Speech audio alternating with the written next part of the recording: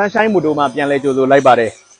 ဘိန်းရှယ်လေးတစ်စီးနဲ့ကျွန်တော်မိတ်ဆက်ပေးပါမယ်အမျိုးသားကောင်းလေးပါ New Zenith Smart လေးဖြစ်ပါတယ်ဒီဘိန်းလေးကတော့ဂါဗနာဘိန်းလေးဖြစ်ပါတယ်မော်ဒယ်က2019မော်ဒယ်လေးပါရုပ်ထွက်လေးကတော့မြင်တဲ့အတိုင်းပါပဲเนาะတော်တော်လေးကိုတန့်ပါတယ်အနီးကလေးတစ်ချက်ပြပေးမယ်เนาะ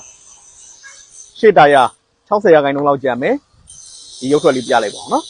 ဘိန်းလေးကတော့တော်တော်လေးကိုတန့်ပါတယ်ခွေးတွေစမုတ်တွေလှမယ်တန်ကြီးအဆွေးလွတ်ပါမယ်เนาะအင်ဂျင်ဆိုရင်လုံးဝငြိမ်မယ်အင်ဂျင်နော်အင်ဂျင်အောက်ချမ်းတွေအဖွင့်လာမပါသေးပါဘူး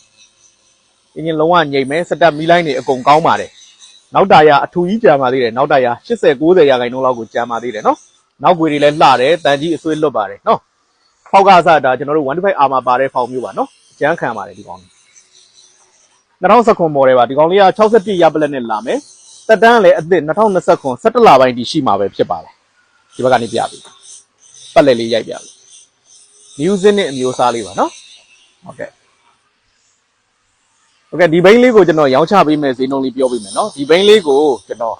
15သိန်း5000နဲ့ကျွန်တော်ရောင်းချပေးမှာပဲဖြစ်ပါတယ်15သိန်း5000ကို shorting ပါလေးလုပ်ပေးပါဦးမယ်ဘာ error မှမပါပါဘူးစတက်တောက်ဝီးနဲ့လက်တင်စီဘိန်းရှယ်လေးဖြစ်ပါတယ်မီးလိုင်းတွေလည်းအကုန်စစ်ဆေးထားပြီးသားပါဒီဘိန်းလေးကိုစိတ်ဝင်စားလို့ဝယ်ယူအားပေးခြင်းနဲ့ဆိုရင်တော့53ဘီလန်133 134ကြား Sunshine မိုတိုမှာလာရောက်ကြည့်ရှုဝယ်ယူအားပေးဖို့ဖိတ်ခေါ်အပ်ပါတယ်အားလုံးကိုကျေးဇူးတင်ပါတယ်